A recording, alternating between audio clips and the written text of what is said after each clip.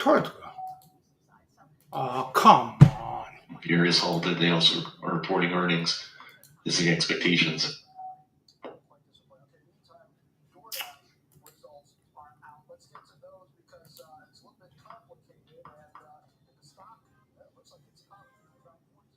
This is not it.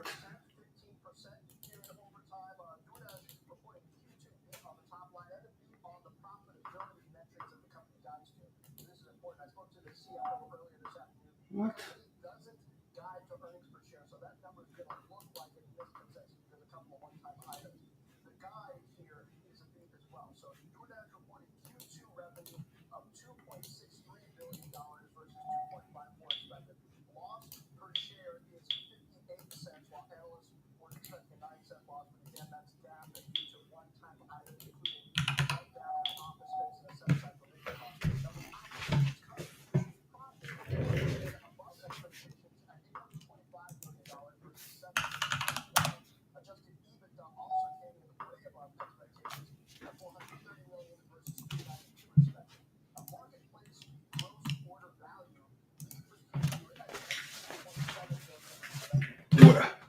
Oh, I'm good? Yeah, I X'd out my charts. I don't know how I did that. Now I can't even find my charts that I usually have up here. But that's all right. COIN, 1.45 billion in revenue. It's about in line with expectations. Charlie Oscar in November.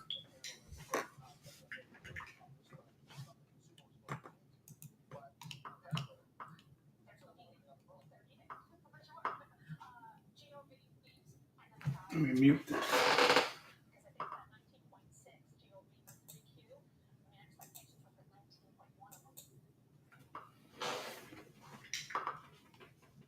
Coinbase just EBITDA rise to $596 million from $189 million a year ago.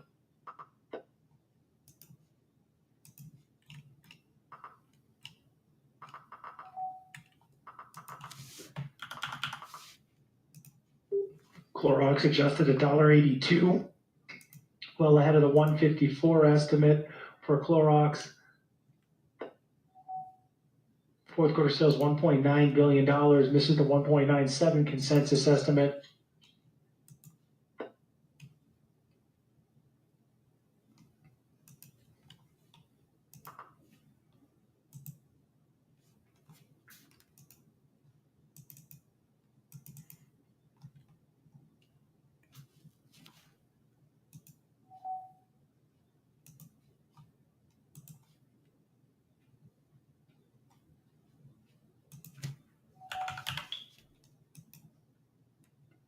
What time is it? What time do we get started here?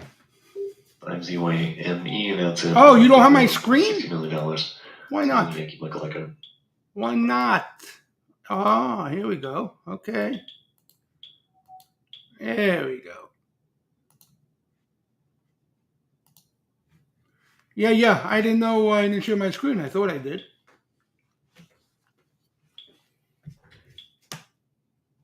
We'll give it a couple of minutes. Let some earnings whistle out and shit.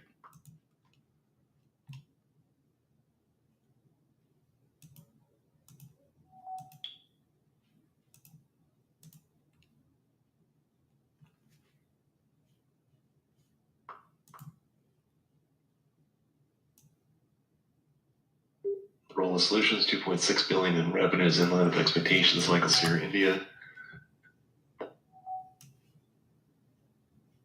Earnings beats at $3.24 versus a $3.01 consensus for MSI.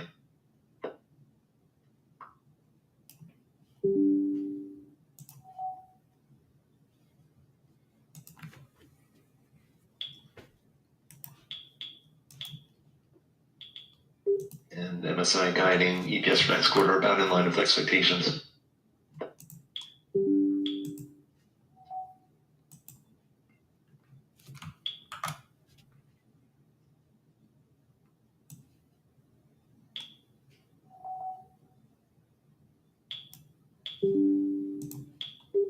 Rolla Solutions is raising their full year guidance.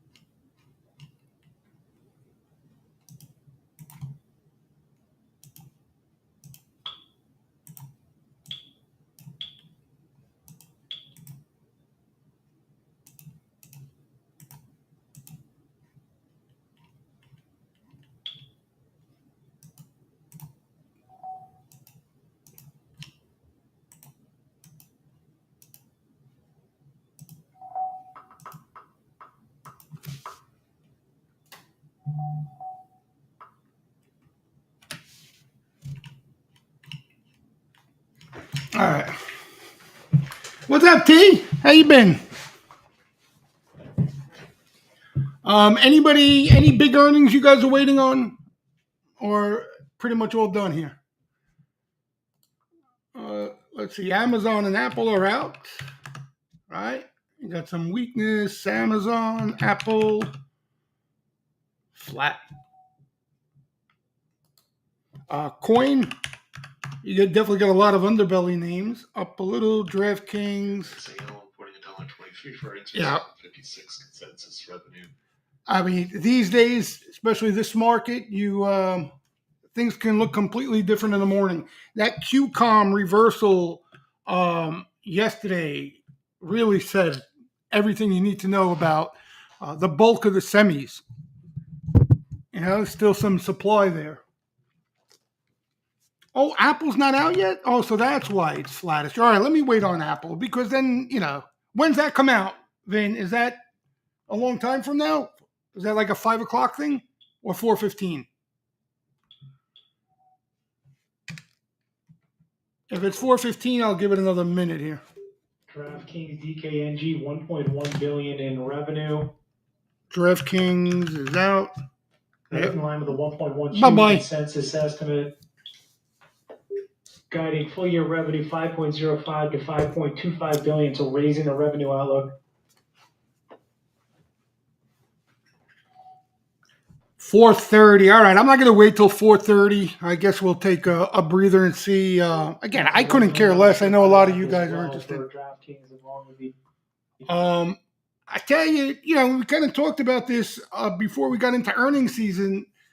Nothing really too appealing out there because a lot of the stuff has already moved. And I mean, if you had that frame of mind, this is it. This is exactly. You couldn't draw it up any better. This is exactly what you want to see into earnings season here. Exactly. Right? A lot of things. Really, really nice reset across the board. In enough things, I should say. So we'll see, and we'll talk about that. All right, so 4:30 when Apple comes out. If you guys want to give me a heads up, I can put the squawk back on. But let's go through some of the big picture signals and just talk a little bit about the current market and all. Again, just to rewind, and for those of you who have been away summer break and weren't on the last couple of webinars, again, this is all my opinion, the way I see markets, according to flow and signals we pay attention to. So obviously, I'm dealing with my bias here. But, earnings season's always, most of the time, I should say, a good time if you're not too excited about setups out there to chill out, relax, stick to intraday scalping if you think you can make some money there. If it's not your cup of tea, there's no reason to do that either. Just chill out and let the tree shake a little bit, right? Let's get some more information, more so reaction to earnings and guidance than the actual numbers themselves will tell us a lot. We know that we went into this quarter with some crowded positioning in certain pockets, the semis, right? We talked about that ad nauseum for a bit now. Some of these quality, quote unquote, quality momentum type names that there's been some crowding into. So the good news is we're starting to see, like I just mentioned, we're starting to see some of that crowding positioning unwind. Okay. Now, the more difficult question becomes how much of an unwind are we going to see, right? Doesn't always go from one extreme to another, especially in a straight line.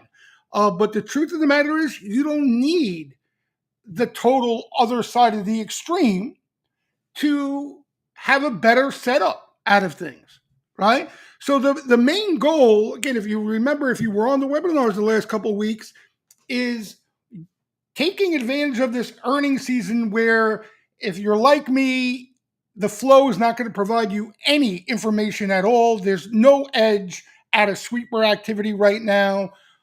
Extremely misleading signals. Hope for some consolidation or some pullback price action in especially things you like. And then now, as we push through the heart of earnings season, this is the big week. And we were talking about it today in the room. It's not like you're going to see the flow just magically clear up at the start of next week. But each and every day from now, as we get into next week, you're going to notice a difference in the flow. Okay. Not bullish, bearish. It's got nothing to do with direction, just the clarity in the flow, right? The problem with the last 2 weeks is you can make the case that everything is earnings positioning, right? Earnings hedging, stock replacement, whatever it may be. Even names that may not report in these 2-3 weeks that we just got through, the names that do report are so heavily weighted to the indexes that you likely need to take precaution in any other position that you may have sizing, okay, because of that.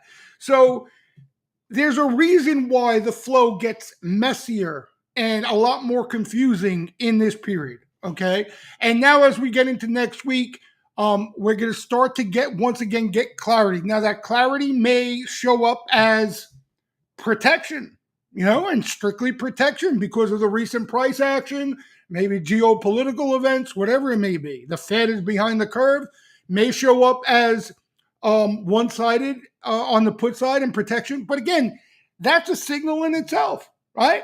That's a signal that on a short-term basis, the momentum is likely going to be bearish. And if you're a long-only player like myself, it's probably not a good time to force the issue and buy something that you think may have already pulled back enough when you're not seeing sweepers start to dip their beak in the water. All right. So that's what I mean by clarity. And a great example, which I mentioned earlier, again in the room, if you're looking at, let's say, a name like AMD, which has been sour milk for a while now, right? Really has frustrated a lot of bulls, and where it got way too bullish, into that run a couple months ago. Or I keep bringing it up, Dell, because you couldn't draw it up anymore bullish into that quarter. But a name like Dell that everybody got long into a quarter thinking the stock will never go into breather mode, let alone a pullback, now has been a really rough issue. If you are interested in these names, if you start to see aggressive accumulation show up in these names, that's what you've been waiting for. That's what you're looking for. Now, whether they do show up is a whole other question. But if these names are going to be back in play in a sense, like I hear from a lot of bulls, this AI theme is not dead. It's got a long way to go. If that's true, if there's truth in that statement, you're going to see AMD aggressive buying show up in AMD at some point, right? And that's what you want to be on the lookout for, especially in names you may have an interest in, right? For me, you guys know a lot about my style. I'm looking for new names, right? Not necessarily based on market cap. They don't have to be small cap. Sometimes they are when there's a lack of new buying out there. But I'm looking for new names, right? Names that really haven't had their run yet or haven't been overpopulated yet, in a sense. So that's kind of what I've been zoning in on for a bit now, and we'll continue to look for as we push through the rest of this earnings season. But if we do see some good-looking flow come in and they're accumulating XYZ, a post-earnings name that has already corrected and in consolidation, now I'm more inclined and I'll be more interested, right? So that's the difference. I still rather have that new name, that new setup. But if it's, a name that already had a run and corrected and consolidating, I will at least be interested somewhat in it, especially if the flow's there, right? The better looking the flow, the more I'd be interested. So that is the difference, okay? Aside from that, you got a few dynamics at work. I'm keeping an eye on the clock for this Apple thing, but Again, this is not an overall market problem that we've been talking about on this webinar, right? There's been a certain area of the market that players have been piling into for legitimate reasons, but reasons that everybody's well aware of and are already positioned for, right? And a lot of times, risk reward, the setup there when that's the case is obviously poor, okay? But the rest of the market, you have a market that really hasn't had much of an interest from funds, from players in general, for quite a while now.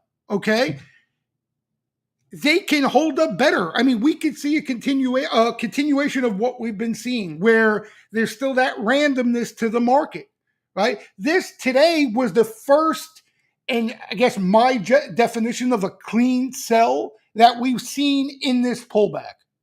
Okay, the bulk of this pullback has been an unwind of crowded positioning in a certain area of the market, right? AI related, semi tech, large cap. Okay. You've had outperformance from other groups out there. Today, you kind of had everything play into this risk off price action that we've seen, right? We talk about the credit market signals, for example, and that's a good segue here. Swaps and credit spreads, whether they're corporate bond yield spreads or high yield spreads, they never confirmed that last rally we had in markets, right? And you could see it. You didn't even need to look at credit. You could see it in breadth. There was a lack of participation, and you could see SPX and QQQ making new highs while the equal weight was down on the day, right? And very interesting what we saw yesterday post Fed. You saw kind of a chase and a melt up in SPX and the Qs, right? While that was going on, you saw a complete fade in the equal weight S&P 500 and NASDAQ and IWM and added credit signals as well. Okay.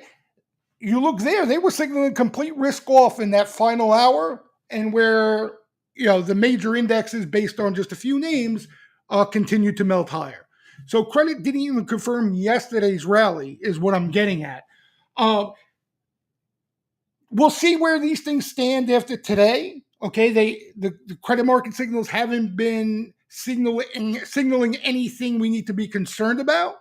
The takeaway, the way we look at things from these signals, the takeaway has been to look for certain areas or certain pockets of names to get long, right? You don't have that risk on theme where you can just get long anything because indexes are melting up, because you're going to lose money that way, right? So you really have to pay attention to flow and sector rotation and stuff like that. That's been the takeaway from these signals up until today. Okay, today we got a little bit of an unwind where you had spreads widen out a little bit. We'll see how much damage was the end result, but something to keep an eye on. Okay, not an apocalyptic sign, but if we get some sort of pullback similar to the October pullback, right?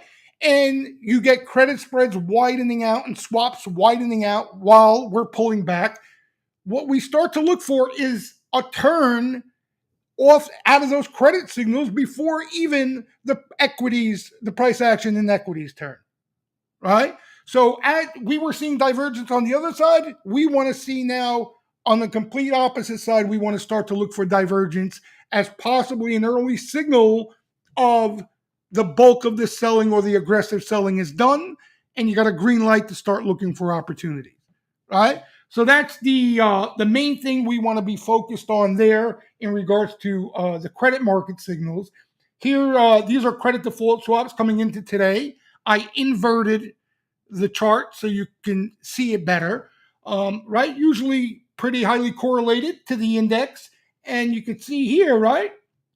This part of the melt up, no new highs, kind of just sideways range bound before this recent pullback we had in equities. Okay. And we'll see now how that plays out on the other end. Even more of a divergence in credit spreads. All right, these are corporate bond yield spreads, and you can make it out the divergence even more here. You got kind of a flag here, right, as equity markets continued higher, and now you got a retrace, right? So you kind of caught up there. Again, that's coming into today. This was the first time we started to see any, even a little bit of widening out in spreads and swaps today. This has been something we've been talking about. I'm going to leave it for a second, let Apple report. About half a minute. So I don't get chopped off here, but we'll talk about this in a second. You got Apple reporting now. Freaking Apple.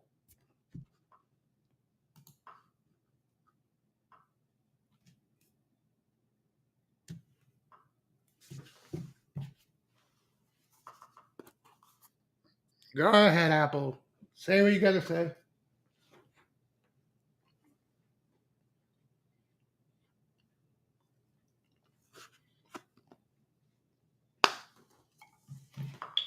There you go. Apple reporting net sales 85.8 billion, beating 84.4 billion consensus expectation for Apple. $1.40 for earnings is a 6-cent beat for Apple. Greater China at 14.7 billion. That's a little lower than expected for that region. iPhone sales 39.3 billion, beats the roughly 39 billion estimate by a little bit for the iPhone sales. Whoop. Whoop. Mac revenue in line at 7 billion for Apple. Oh my God. Services 24.2 billion, slightly above expectations. Wearables also slight beat, 8.1 billion. I guess you'll see with guidance and AI and everything else. Again, even tomorrow you may see a completely different picture on these things. You got the NFP tomorrow we'll talk about in a minute. All right, so this is right here. Again, this has been the chart that we've been paying attention to, especially of most recent, right?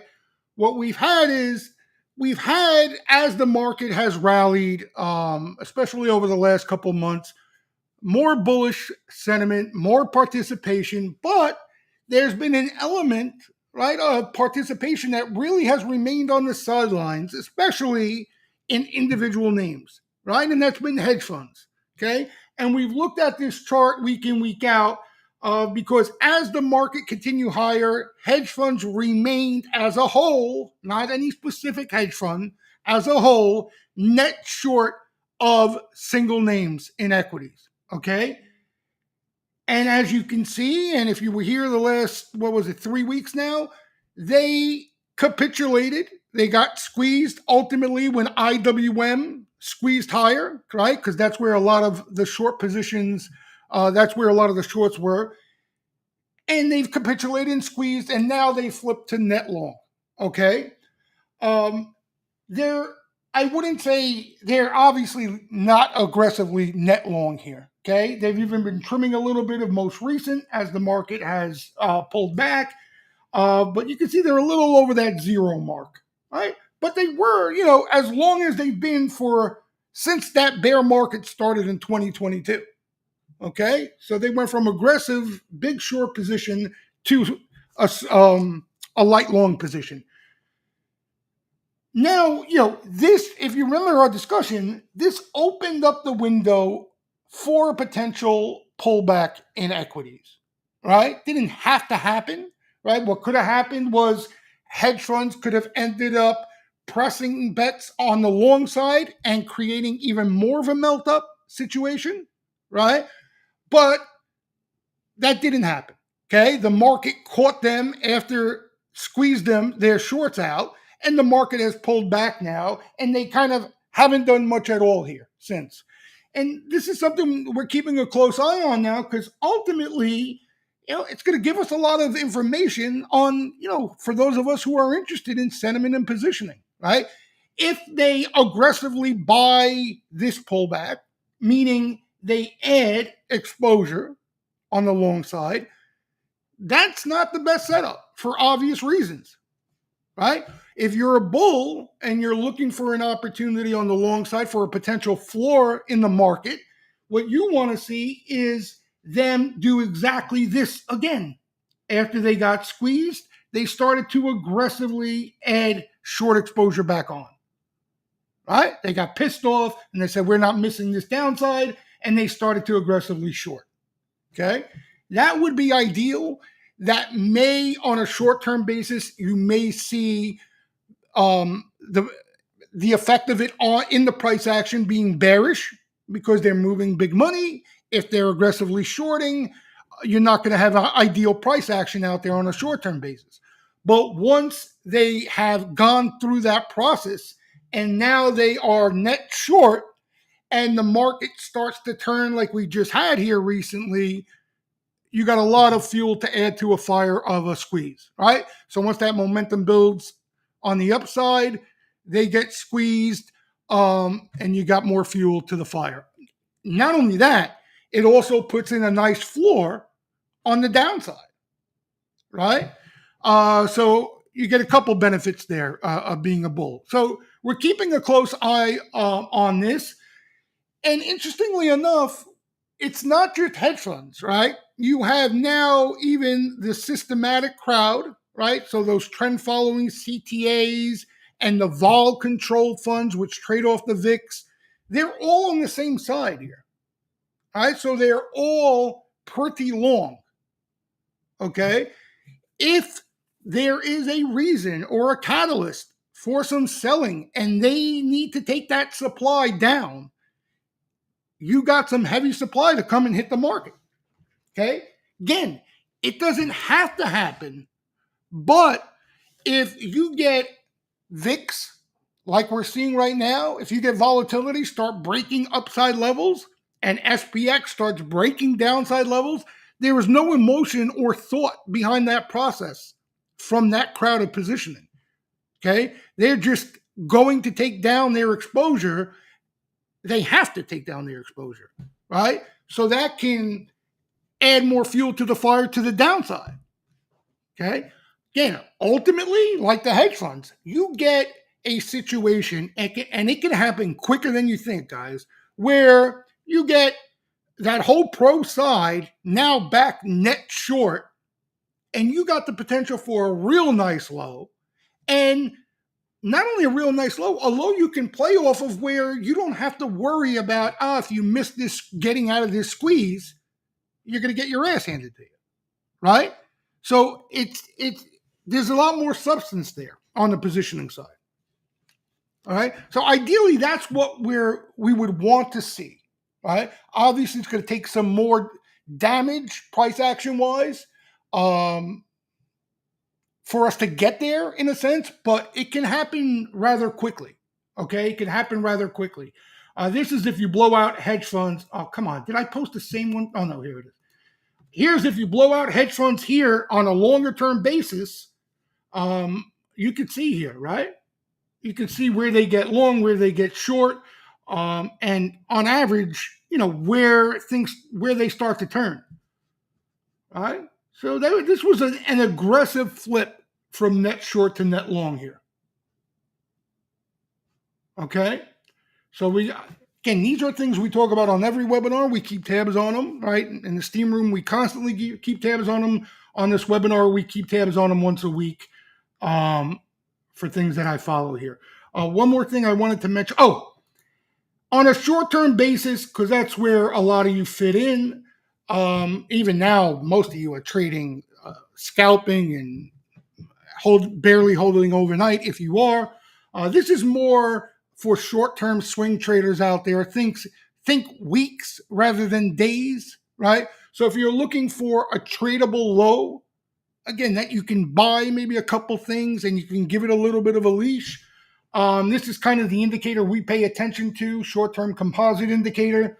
Above 70, you really want to start to trim down that risk, right? People are just too bullish. Again, it doesn't mean the market has to stop on a dime and reverse. You guys know that already. But you want to, if you're too long, you want to put on protection or trim that risk. We got up there even before the pullback initially started, and we just got back up there again yesterday off that monster rally. Okay, so obviously not a great area. So we got some work to do here. If we ideally we want to see this under 20, okay, that's where you want to start looking for longs. Under 10, you want to really start looking for longs. Okay, as you can see back here in October, right? So the moral of the story here is that on an overall market basis, right? If you just want to look at everything, which is really difficult to do right now because the S&P 500 is the most misleading index. That and the Qs are the most misleading indexes that I've ever seen in my career at this point, right? But if you wanted to take an overall market view on things, to get that cleaner setup for overnight risk, swing trade risk, right? Multiple week risk, we got work to do. Okay, we got some work to do. Now, again, that's on an overall market point of view, right? What I think the first thing we should start to look for is we should start to look for any buying we may see show up in the flow in individual names. Okay, and what we may pick up on, especially if we get a continuation of what we've been seeing, is that rotation and outperformance of certain groups, certain names. And honestly, it doesn't matter what the indexes do at that point, right? We've seen that time and time again. So for me, like that's what we've just gone through. You know, that's where the cleaner market setup as a whole. And here's the difference, right? If you get that cleaner market setup, you don't have to rack your brain like we've been racking our brain. Okay. Now you may say, well, I don't rack my brain. Well, if you didn't rack your brain, you probably bought Amazon into the highs because you keep buying Amazon, right? Or you kept buying Nvidia into the highs because you keep buying Nvidia or Dell or anything else, right? For those who didn't rack their brain and pay attention to that stuff, they just thought every day's a holiday and the market will never change. Okay. But for those of us who try to play off an edge out there, you really need to rack your brain to find decent risk reward setups out there. Okay. The cleaner look that I'm explaining to you, if and when we do get it, that solves that problem completely. Okay. Because when that momentum shifts, when that selling dries up and that buying starts to come in, okay, and that squeeze gets underway, and now you got CTAs flipping short to long. You got hedge funds who are caught short, right? Those are the turns and those are the setups where literally you can throw a dart at any half decent sweep you see, right? Call buying, and you can make money. You don't have to worry about the sector. You don't have to worry about the name being too extended. You don't. There's usually a pretty decent, healthy rinse across the board, and the market, there's higher correlation in the market, right? When the indexes are selling off, everything sells off. When those indexes turn for that first stage of that squeeze, everything turns. And there's not a better setup than that. Risk reward side, on the long side, I should say. Okay, so that's the importance of that reset and that cleaner look that on the overall market. Okay, but like I said, we got work to do there. So we don't really need to pay too much attention to it there. We're not even close. And I think first and foremost, we want to see if some of the smart, aggressive buying out there starts to pick up on names. They may pick up on names even before the markets turn. Names may bottom a lot sooner, especially based off the dispersion we've been seeing throughout the summer. You may see names bottom a lot sooner than the indexes do. So that's the plan in a nutshell. Okay, that's the plan. I know, everybody wants the answers to the questions that they think there are legitimate answers to, right? Well, is SPY going higher over the next 2 days or not? Right? And if you think there are people out there that have that information and can spit it out consistently, especially to you, you got another case coming. I have no idea.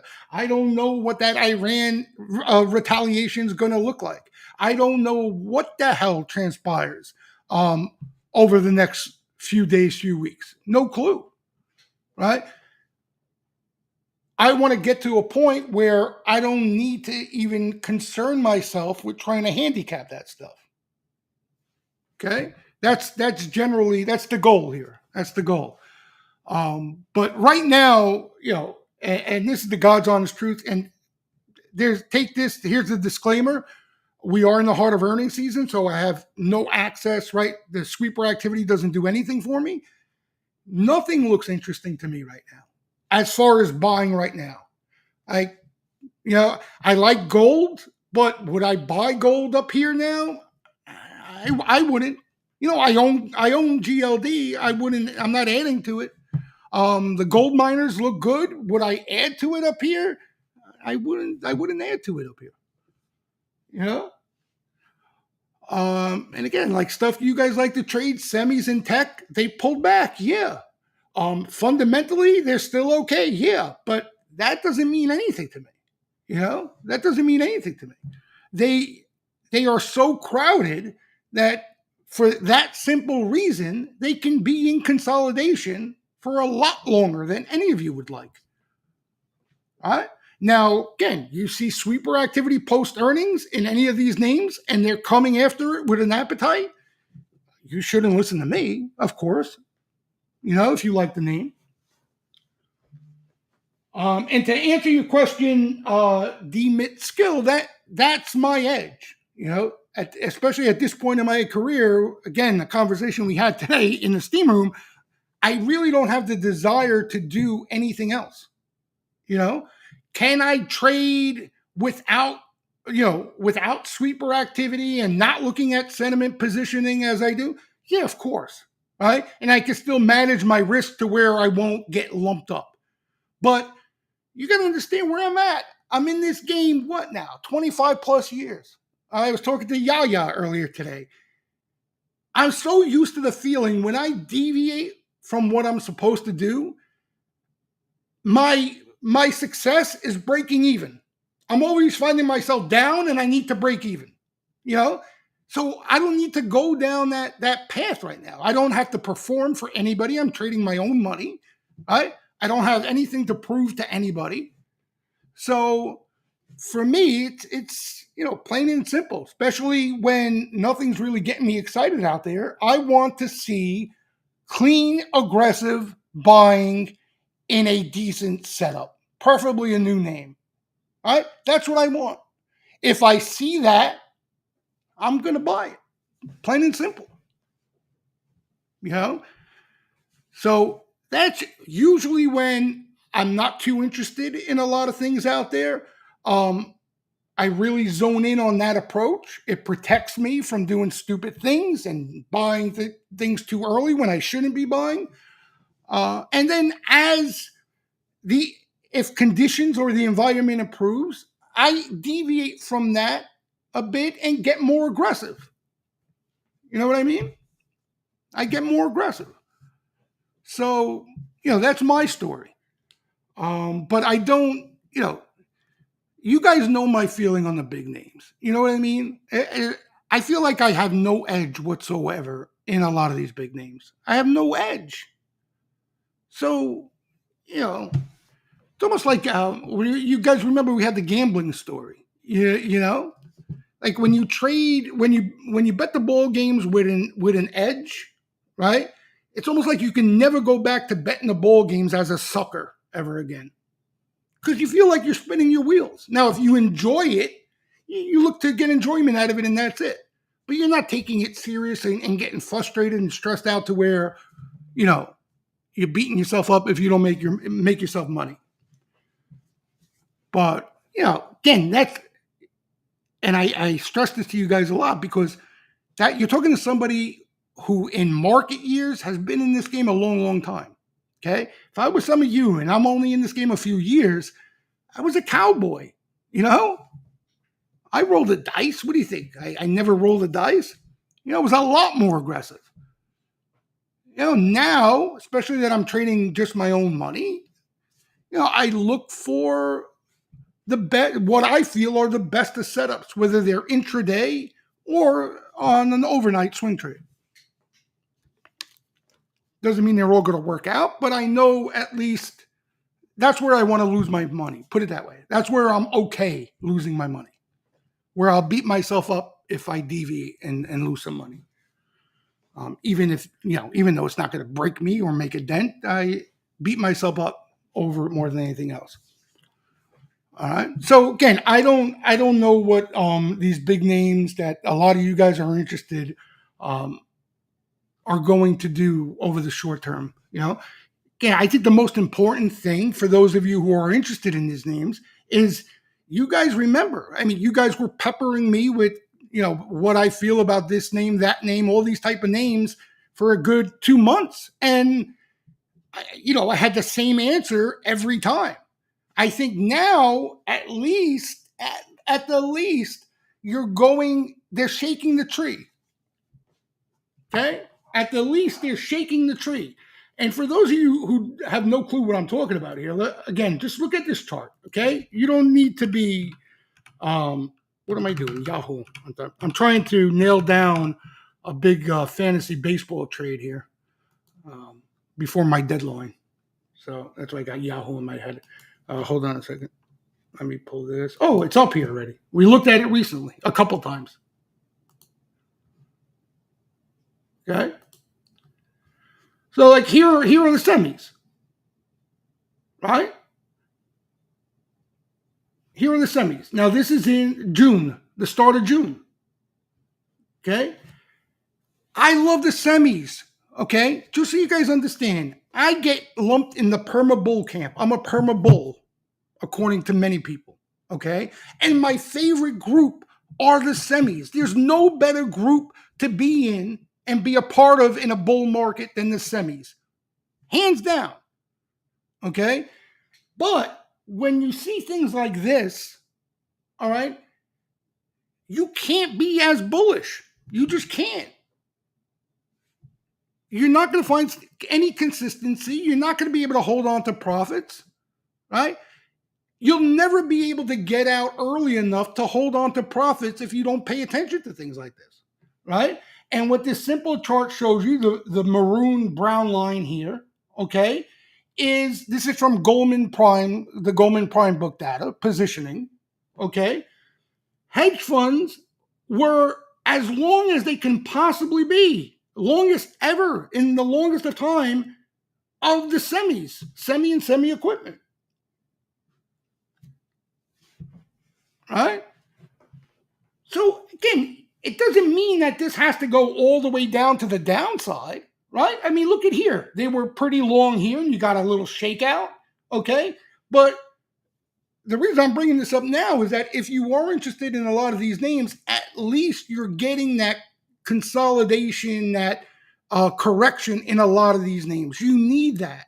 Even in the most bullish of times, you need that reset.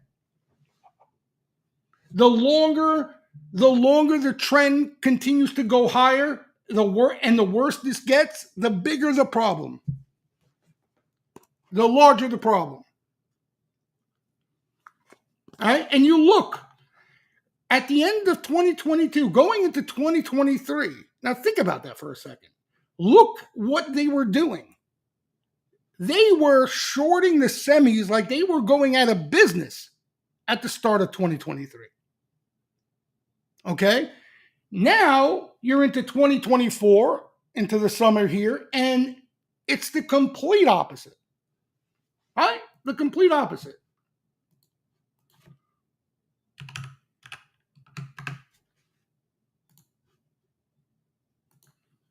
So into these highs here, they were the longest and most aggressive they've ever been. Okay? And down here was 2023. Jesus Christ. Oh, the arrow's there. There you go. And here, they were short out their eyeballs. Right? I mean, you don't need to be any sentiment position aficionado to know the difference in risk reward here. And that's all that it was telling you. It wasn't telling you have to short the semis. It was just telling you plain and simple that if you're getting long, if you're putting new risk on in these hot pockets of the market at the current spot, there's a much higher probability you're going to get caught in something like this. You know, that's all. And the point I'm making is that this already helps a lot. You know, you guys don't realize that already, and I'm dying to see like the updated data that we get over the weekend and in coming days. You know, because you're getting a nice shakeout here, especially some of the names. Like some of the names, they look awful, right? Like look at this AMD. Right? You had a parabolic chase here this week. Look at this.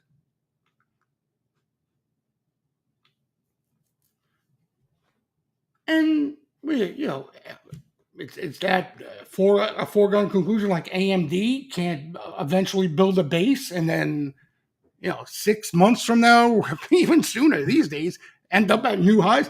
You talk about 1999, guys. Okay, we used to see pullbacks like this every 3-4 months in '99.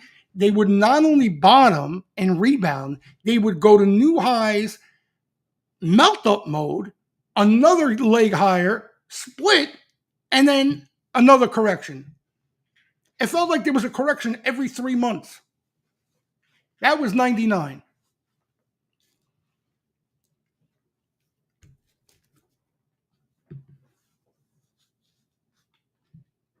That was 99. So, again, maybe we see any of these names you mentioned, again, not just the semis, any name, right?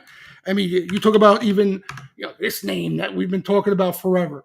Look at the move. Look at the move. This was coming at some point. No, if it didn't stop here, it was coming sooner than later. Something like this.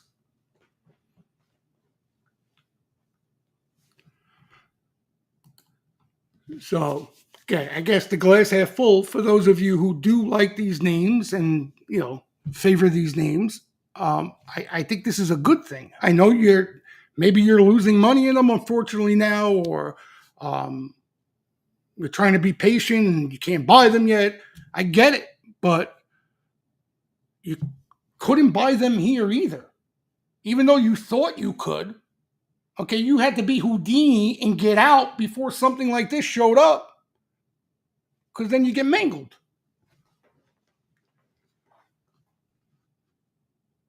All right, so let's see. Even some of the other stuff that was like the banks were on their own. I mean, have you seen the rips in some of these banks?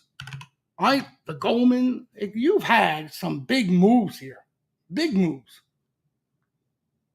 Big moves. You've had some big moves. Yeah, and again, I'm being dead straight with you. I'm not, and I don't think anybody is, but I'm not intelligent enough, okay, or that I know whether this is going to be a more violent correction than most people think, or this is going to be short-lived. I have no bias. I have no clue. And the truth of the matter is, again, at the point I am in my career, you could tell me, or somebody with a reputable name could claim they know, and deep down inside, I know they don't know either. You know what I mean? I know they don't know either. The only thing that I know throughout my career that I have any confidence in is that when you get a cleaner setup, right, of some of the stuff we just looked over, and you start to see new aggressive buying show up, confirming that a turn may be in place, right? That's the only conviction I can have about making some sort of like call, if you want to get at that. Otherwise, again, Raul, I'm just saying, I don't know if this is a great time to accumulate. I don't know yet. I have no idea. Right? I mean, and again, it's earnings season, but are sweepers accumulating? No, they haven't been for, even before earnings season got started. So I really don't know. Now, again, you can talk to me next week, and we could be talking about the names that we're starting to see accumulation in. So either way, I don't know now until I have more information at hand. What I do know based on my experience is if there's going to be a real move, you know what I mean? If there's going to be a real move to the upside in something, in anything, a sector, a group, value or growth or sweepers, aggressive sweepers will be a part of it. Okay? They may at times not be in names I like to play. They may not be in names at times you like to play, right? Or sectors of the market. But the aggressive options activity will be there if there's going to be a real move, right? So, like the point I've been making to Steam Room members about the small caps, IWM, right? Off this squeeze, okay? You get a squeeze. Now, most people think this squeeze is for real. Those who are perma-bulls in tech and will hold NVIDIA until it goes to zero think this is a false move, right? Okay. What I would want to see for this small cap move to be legit is I would want to see new aggressive buying in fresh small cap names. Okay. Every real rally that I've seen in my career that IWM has been a part of has always had aggressive buying in new setups, not hockey sticks. Okay. Not Clove and Affirm and every Cathy name that trades in hockey stick formation for the past year and a half. New names, new setups. And likely you will see the fundamentals starting to turn there as well. That's why that real move is taking place. Okay? Without that, I'm not going to be a believer in the rotation. Okay, and two, I'm not just gonna start picking names out of my ass, thinking this hockey stick is gonna break out of hockey stick mode just because. So, what I'm getting at here is I don't know. I don't know if this is just crowded positioning unwind that needed to happen, or potentially this is the start of a major move in the small caps. All right. Like I told you guys, post 2000. Okay. Nobody was looking for it. That's all I know. But as the NASDAQ bubble blew and everything tech related burned and couldn't catch a bid, right? For a while, underneath the hood, there were full-fledged bull markets led by the small caps. Full-fledged, not squeezes, bull markets. All right. So, again, short-lived squeezes, you want to trade them, that's great. You make your money, you get out, and that's it.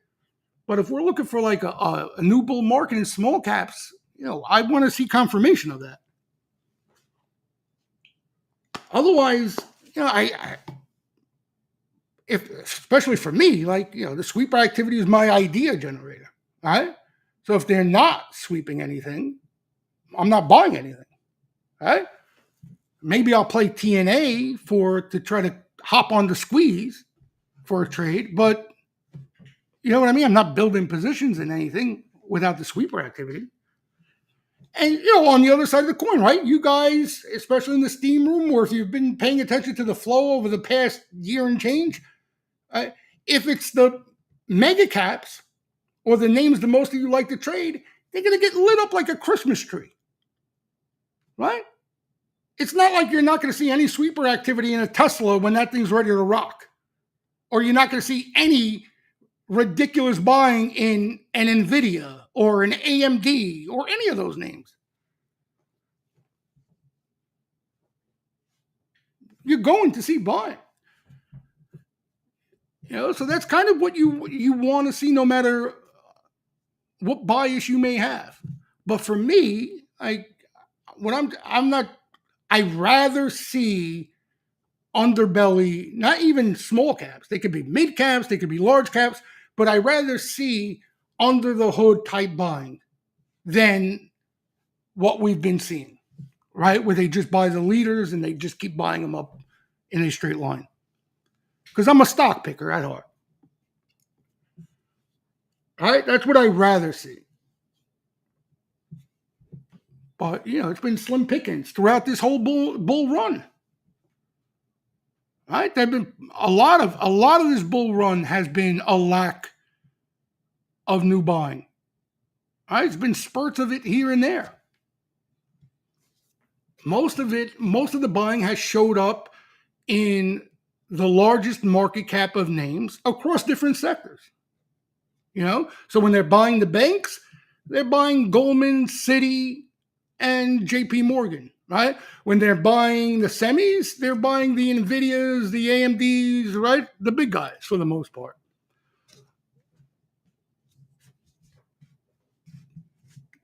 That's been this bull market.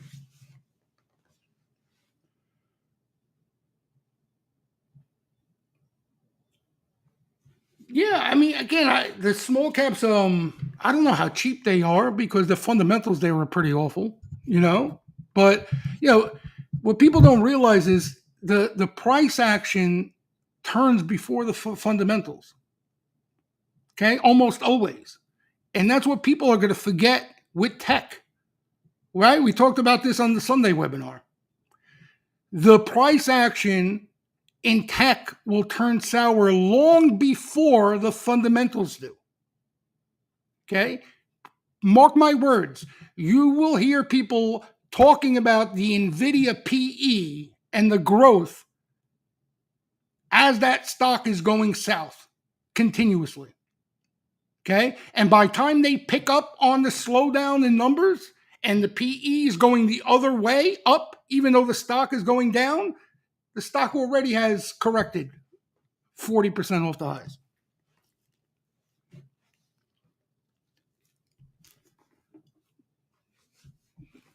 But you could, it's funny in the cycles, you could see it happening. In the 90s, the same thing happened.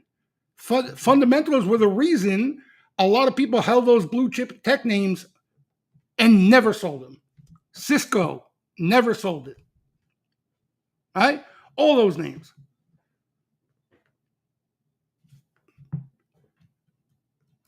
And, think about like the post-COVID rally. Nobody cared about fundamentals as things were sprouting up all over the place.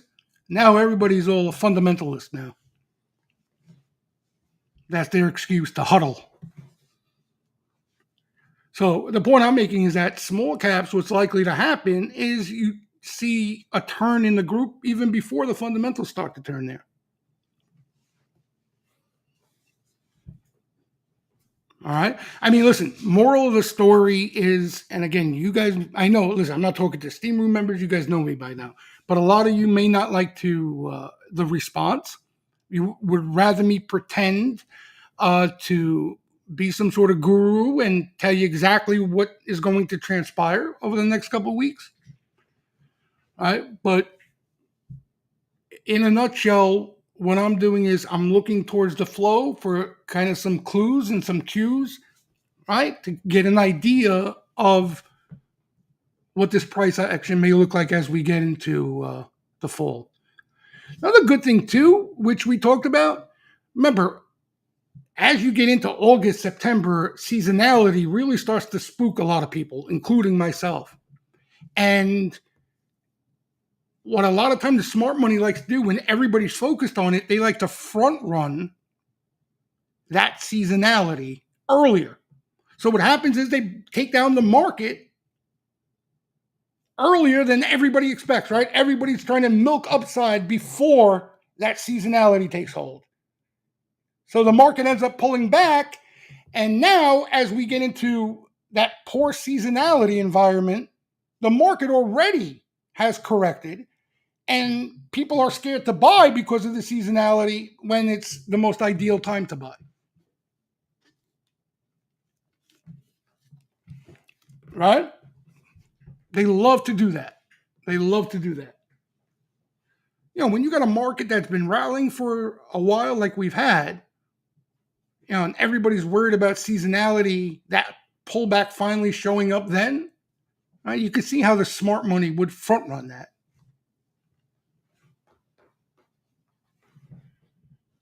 Yeah, I mean, Bitcoin's been, again, especially for like liquidity and stuff like that, has been telling its own story, right?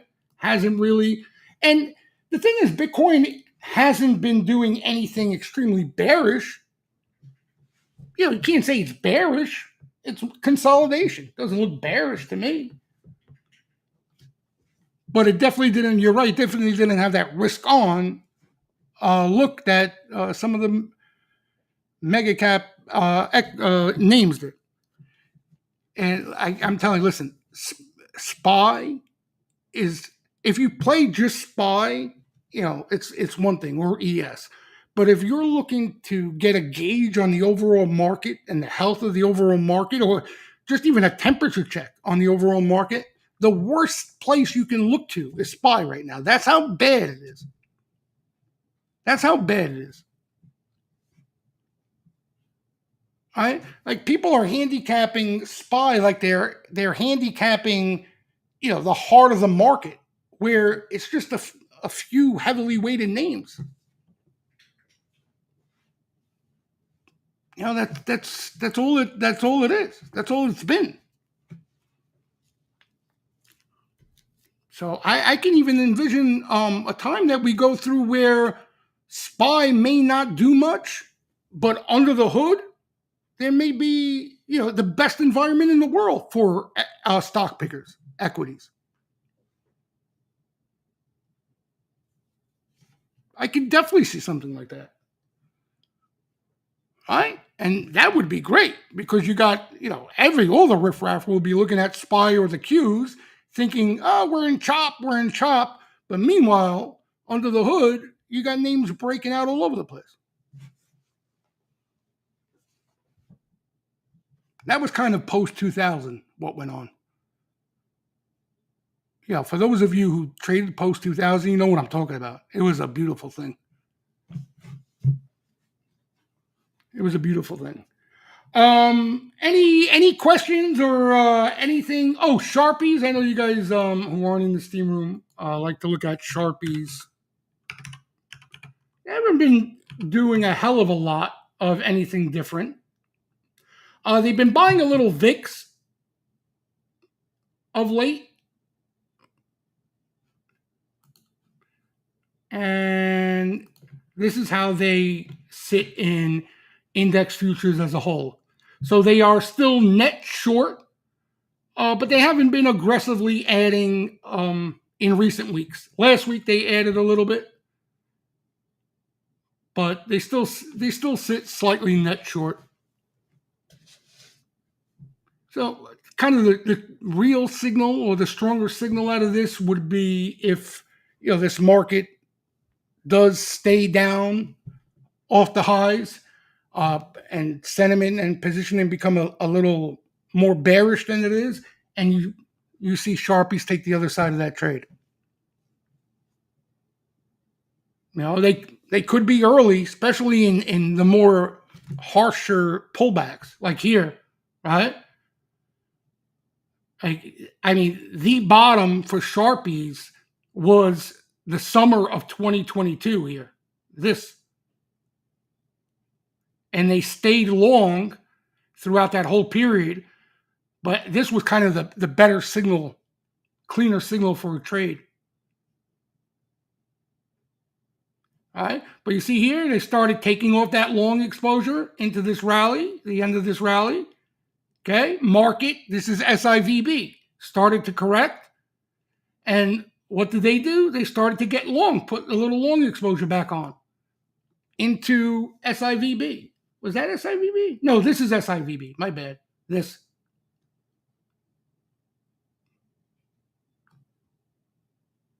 So they here's where they got aggressive into SIVB. This was the October lows.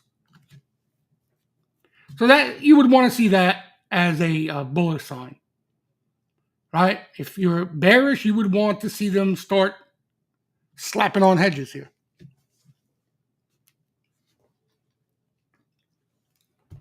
Yeah, I mean the thing too, you got seasonality too with flows, and you lose some of that gusto too, right? Like there was what did I do with the Twitter here? Is this? Oh, here it is. Oh shoot, I don't know. I might have put it as an emoji. Let me see.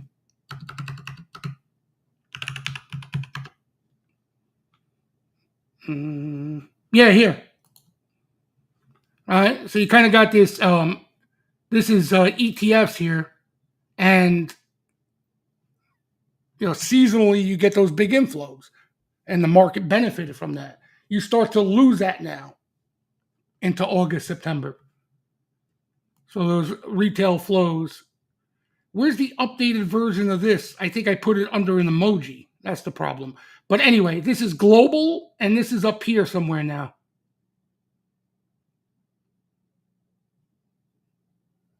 This is up in this neck of the woods. Yeah, the money market, again, that, I don't know, how to interpret that money market stuff from what we've been in. But you got huge money market flows. That has been going on for a long time now. Is that a rates thing more than a fear thing? You know what I mean? But all the bullish guys, all the bullish positioning, you know where it is. You don't need to really hurt your brain to think about it. Like, look, here's retail thematic flows. The dark orange is tech. All right. I think this is on a monthly basis. I think this is monthly. But it's been all that AI theme quality, AI/quality bucket. Now you got a lot of stocks. VST, which is a utility that's not tech, even though it's AI. I mean, Costco. You see moves like this. This is crowded positioning. Everybody piling in here. Yeah, I'm not saying there's not a legit reason. Costco's a stud. But, this rally has gone a long way here. A long way. That's any time, because there's been a lack of buying from the professionals out there as a whole. They really haven't been buying aggressively throughout this bull market, I'm saying. What they've been buying is these few spots, right? They've been crowding into them. That's why these charts look like this. That's why these charts look like this. And you look at like, oh, this doesn't look bearish. You know what I mean? Doesn't look bearish. And you get that crowded positioning to crack, I think it benefits this. Now, if the market's bearish overall because of that selling, you're going to have days like today. But, if there's an appetite out there, when the whole entire market dips, the true market like we saw today, you got a lot of money that's not in these things. They're under-owned. And if they want to own them, they're going to hold up better and maybe even thrive. So that's why I think the action in names is so key. That's why I think it's so important. Because that's where you're going to get that answer. That's where you're going to get that answer. If money starts going into this, regardless of what SPY and the Qs do, okay, no matter what that tape looks like, we're going to see initial sweeper activity in decent setups. I can promise you that. And what you'll start to find price action wise is that the names that are being bought when the SPY and the Qs are down or flat, they will go higher. You're going to see uptrends. Okay. And then when they get extended, right, then you'll see a day where the whole market and you'll see that high correlation sell off where everything sells off together when they get too extended. But you'll start to realize if you're playing those names that you fare better on down days when they're not buying the heavily weighted names.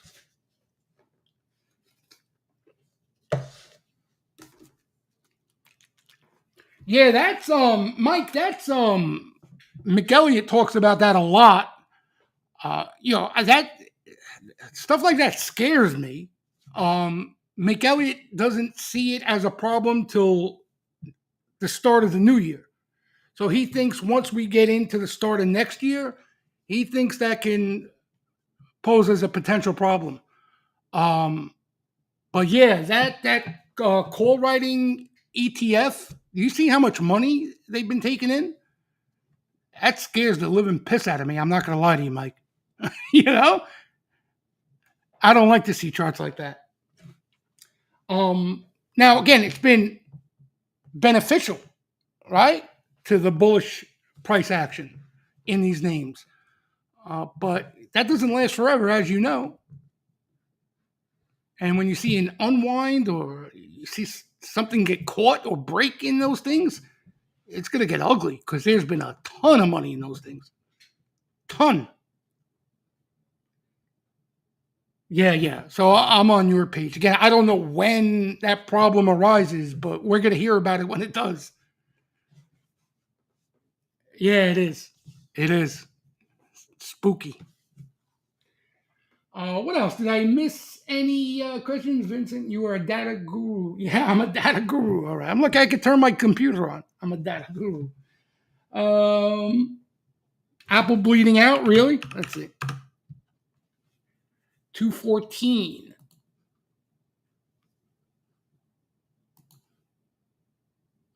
Yeah. Again, sick run here. Sick run. But that ends up being the problem with these names.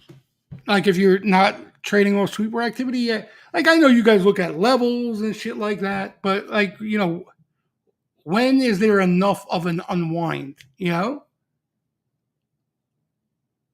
And I think even the tougher question after that is, is it just a bounce within consolidation or, is it a start of a new trend?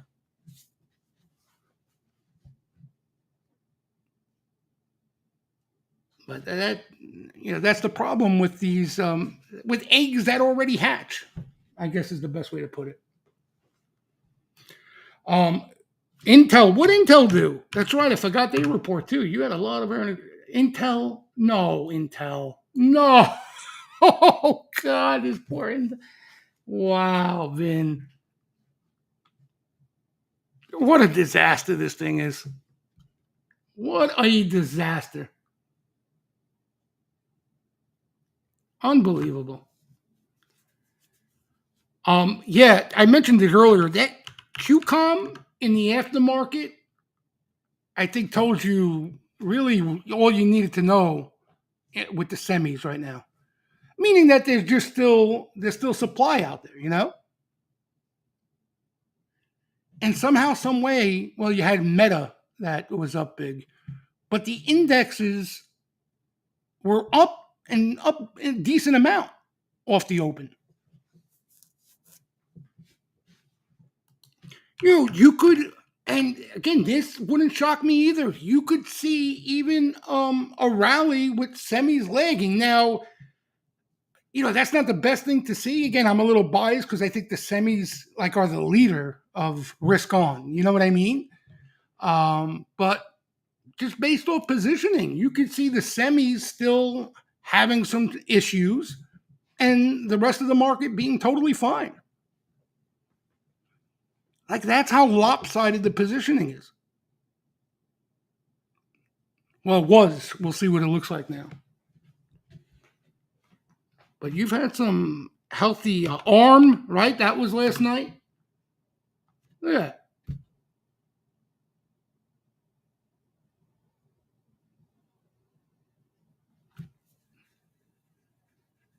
What else has been a big AMAT? They didn't report yet, did they? I don't think they reported yet. Yeah, you're getting a nice rinse here across the board. Nice rinse across the board.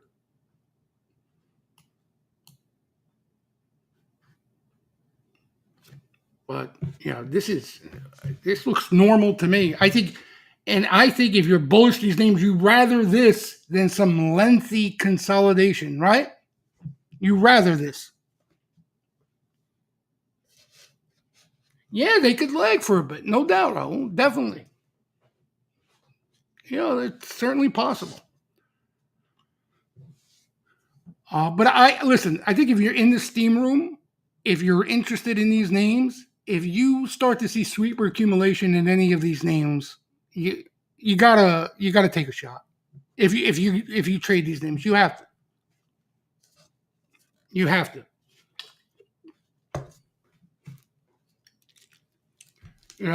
If you start to see, anyhow, like the QCOM September buying we saw a few months ago, or you guys have seen AMD when they light that thing up, bombs,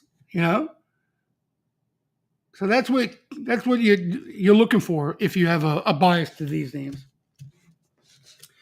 Yeah, again, small caps. I don't know if you missed it earlier, Adrian. Is if this small cap rally is for real, we are going to see sweeper buying in small caps. Okay, you won't be able to miss it.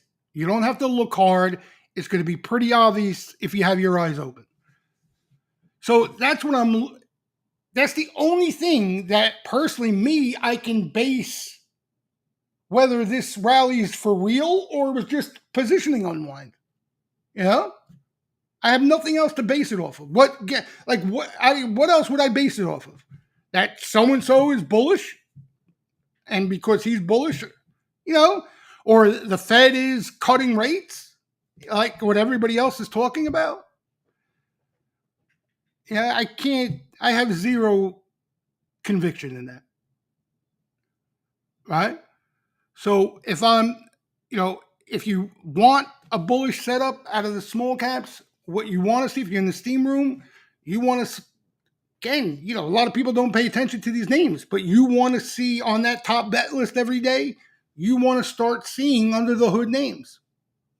That's what you want to start seeing.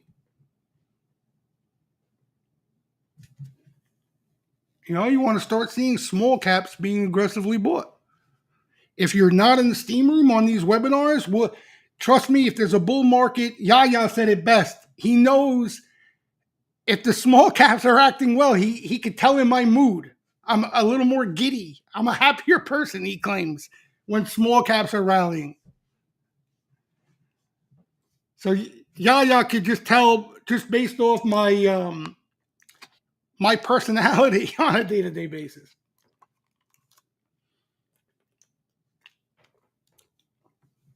The point I'm making that is if small caps are in a new bull market, even if you're not a steam room member on this webinar, all this time I'm talking about overall market setup. That's not going to happen. We'll be talking about names.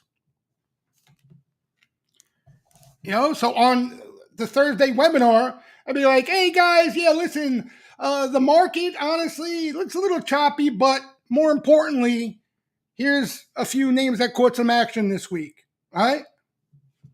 And we're going to spend the whole webinar talking about small cap names that are catching action instead of the whole market.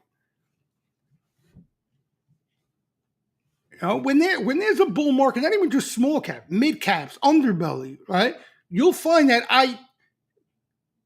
almost like the overall market, I don't even know what it's doing.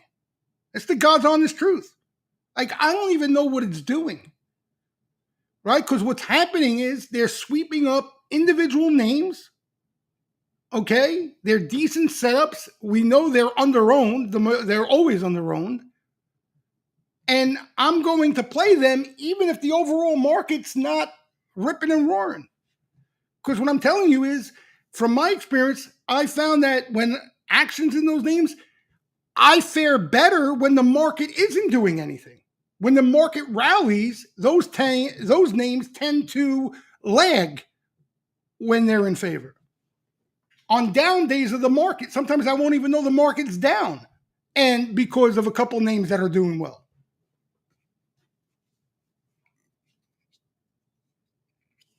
The small cap laugh. What, I got a little chuckle to me? You guys are nuts. But that, honestly, and again, for any of you who had been in the game long enough, you know exactly what I'm talking about. You know, you don't even care about the macro, the market. You don't care about any of that stuff. If they're sweeping new names, new setups, that's where all your time and energy is.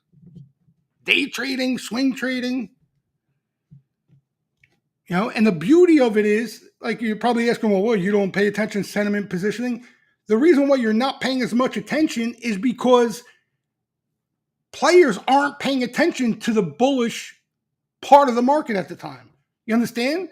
Their eyeballs are glued to what everybody's in, what everybody's stuck in.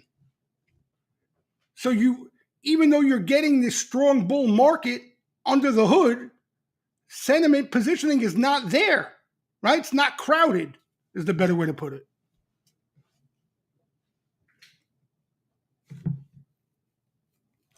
Yeah, it's not that, again, I'm not making the case that I don't know the market direction, but I definitely don't know the market direction. I'm not trying to make a market direction forecast is what I'm getting at.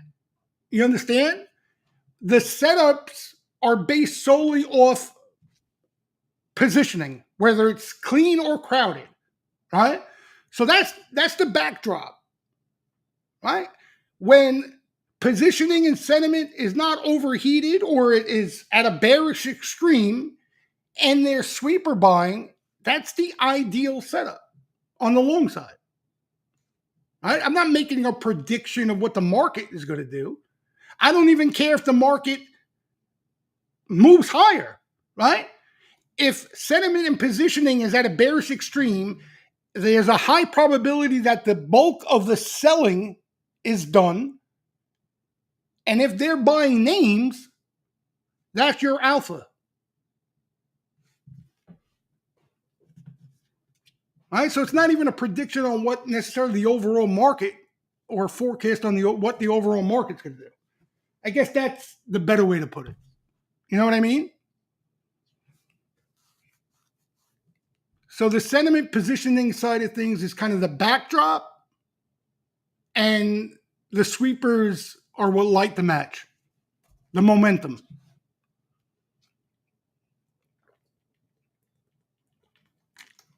Sentiment and positioning can stay extreme bearish or bullish for a while if you don't get that sweeper confirmation to light the match and get the momentum going the other way, right? It could stay at an extreme for a while. So that's generally, that's my game. That's how I look at the market.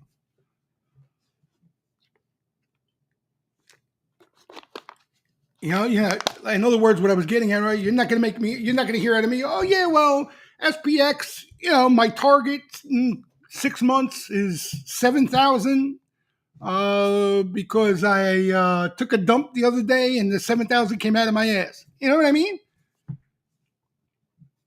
Excuse my French.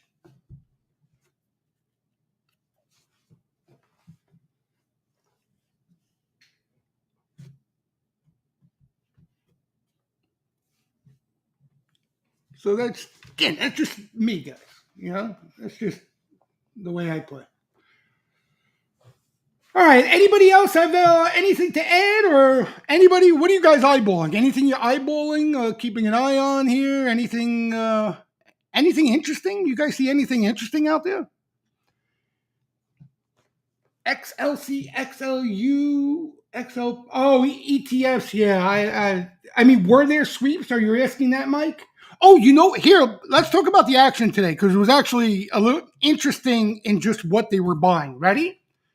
Here was one of the better bets of the day, ABBV. This is a great stock. You guys know this stock well. It's been a really strong name. That caught one of the better sweeps today. Aside from that name, right, which is kind of defensive too, in a sense,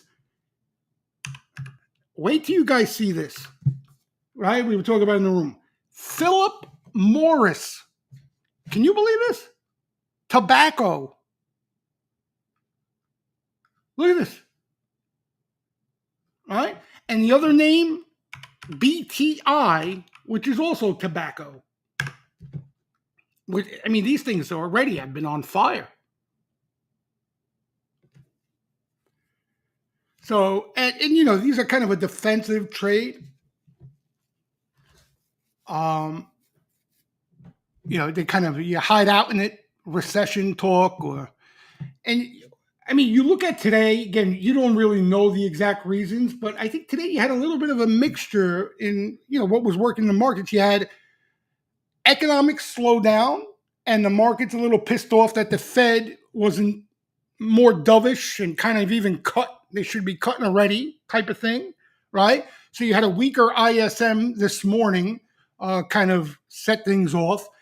And within that, you got this whole geopolitical crap that's going on, right? But poor crude still can't catch a bid, right? With this whole Middle East stuff going on, you have economic slowdown fear too. So this has been a tough trade, boy. This has been one tough trade. Oh yeah, you played that? Yeah, I remember you talking about that. The Nova earnings sweeps. Very nice. But look at this crude, right? Look how tough. This is really tough. Here's a weekly on it.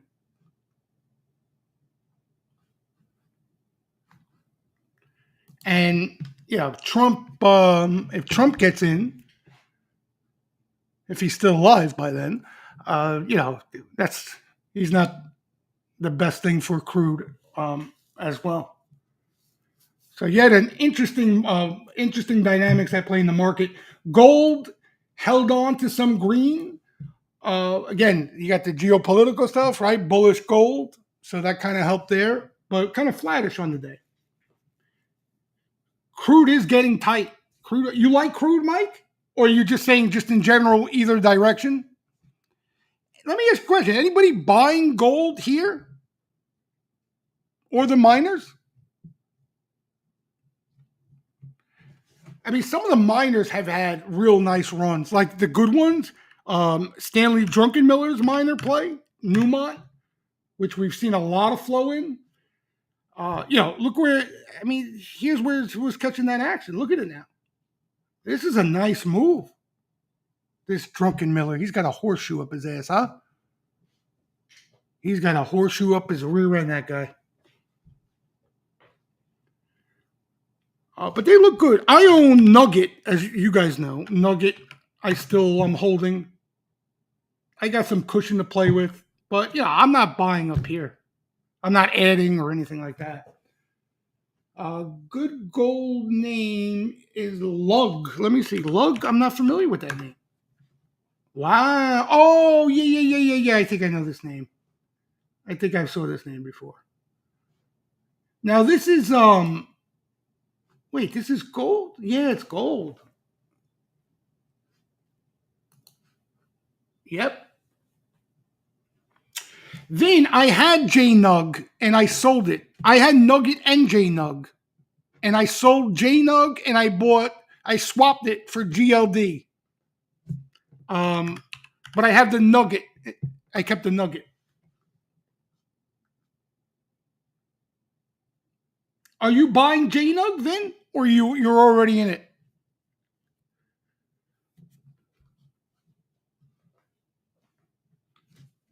I've liked gold. The problem with gold is that you got a lot more bullish sentiment there now, especially in futures, and yeah, I wouldn't buy it up here now personally. And I wouldn't add,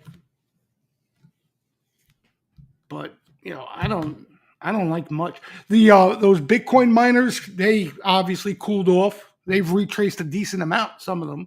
I'm still holding those miners, not full positions, all less than half position. This one, and I gave back the bulk of my profits. I was up nice on this one. BTBT. I'm still in this, the whole position still. But all the other ones, I've locked in a good amount of gain, and I got leave behind. HL, Mike, I know HL. Let me tell you something about HL. There's been a lot of buying in leaps in this HL. I know this HL well.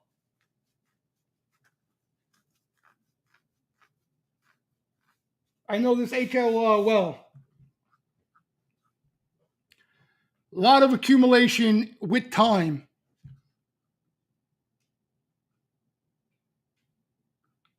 Heckler Mining. Jewelers, Raul saying, what it like Sig Jewelers? Raul, which one like that? These type of names, or you talking about others?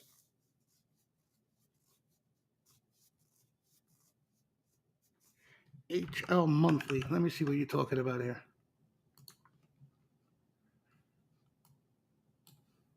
Jesus.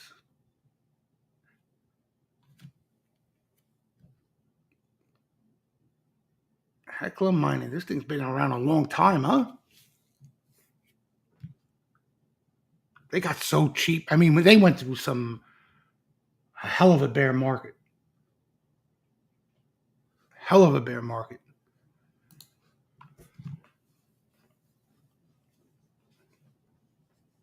Oh, Indian names. Gotcha. Gotcha. Yeah. So again, I like gold. I think I like the metal better than the miners now. Um, but again, I'm not. I wouldn't buy them here personally. I wouldn't buy them here.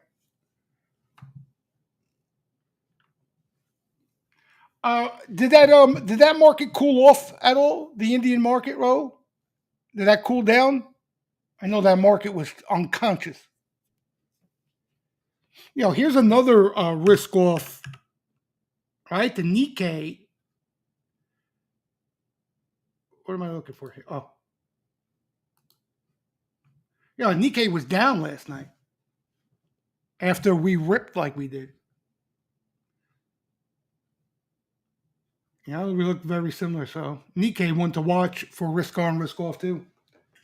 AMRK. Oh, I know that one. I know this one.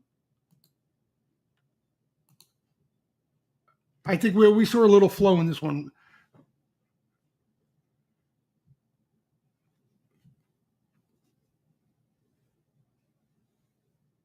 A lot of underbelly names. See, that's my type of market. That's what I like. That's what I like.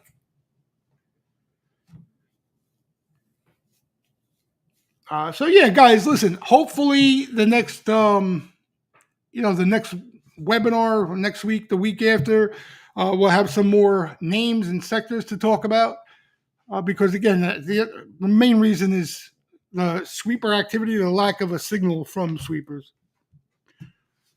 All right, but again, we're starting to see already a little bit, right? Like ABBV caught a bet today. Some of the defensive names.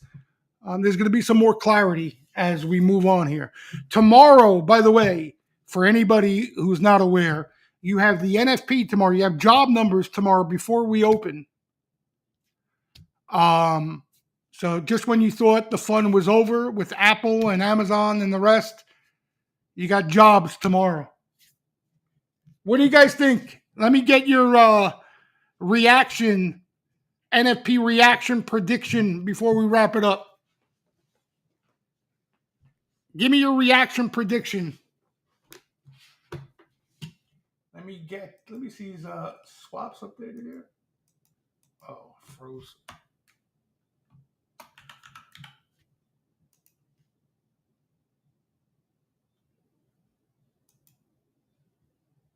Didn't.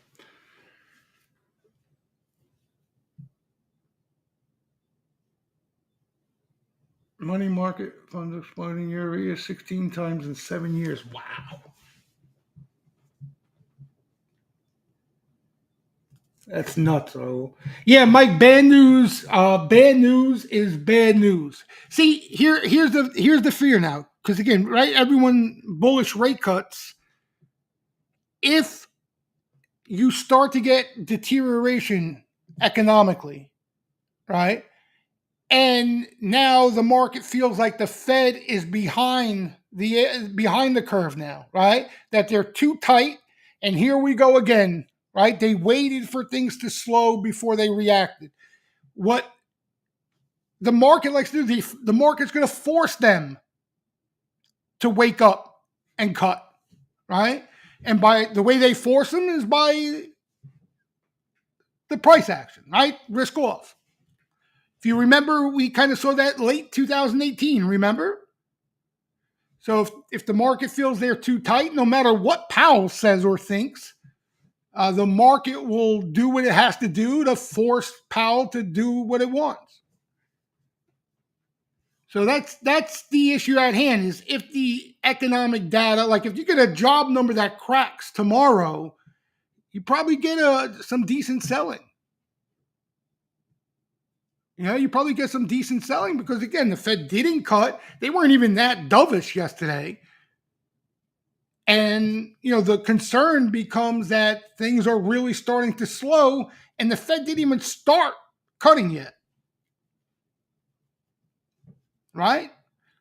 And, supposedly, like, inflation's really in nosedive mode. So, yeah, we'll see. We'll see what happens. You don't want to get too caught up in that stuff because it does more harm than good. I mean, listen, we all just lived through it. You remember, right? Coming out of 2022, everybody and their mother thought things were going to be lit on fire. The recession was inevitable. This, that, real estate market crashing. Everything was coming. We're still waiting for it. So you don't want to get too hung up on all the chatter out there. No, Patrick, I didn't touch on it. Here again, the problem with the put buying, Patrick, is when we're getting the type of price action we're seeing now, you're going to see put buying. You're going to see put buying. Just like when Nvidia is ripping and having those trend days to the upside, you're going to see call sweeper activity, especially in weeklies. When it has a day like it had today, the tech stuff, you're going to see the same stuff. And, even size puts, you have earnings. I mean, think of it logically. These names are so crowded. I'm surprised we're not seeing even more put buying than what we're seeing. I'm shocked, to be honest. Like, I really thought, especially with like some of the semis cracking, we would see a ridiculous amount of put buying just because of how long they've been bullish. I mean, think about the amount of call buying we've seen in these things. Right? So, anybody who's long this stuff, especially if they don't want to get out of it and they just want to protect, that's where a lot of put buying shows up. Point being is you don't want to get too wrapped up in the put action. You understand?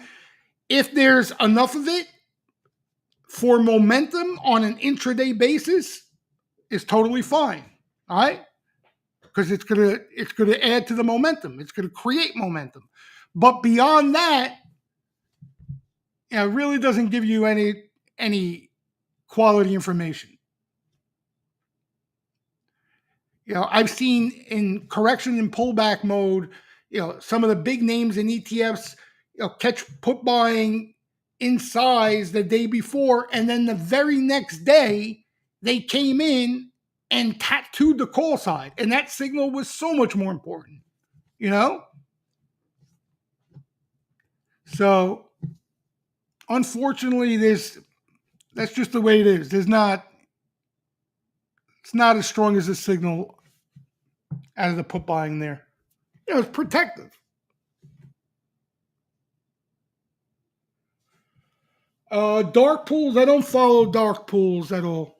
You talk about like blocks and stuff like that. I don't follow it. I don't follow it. I'm strictly in regards to like the flow and tape options flow, strictly sweeper activity, strictly. And then I like to follow positioning and sentiment. Positioning mostly.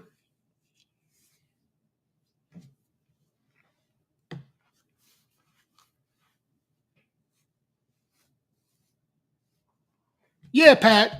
Again, if you're day trading and you kind of see like Ranchero does a great job of it, right, with scalps.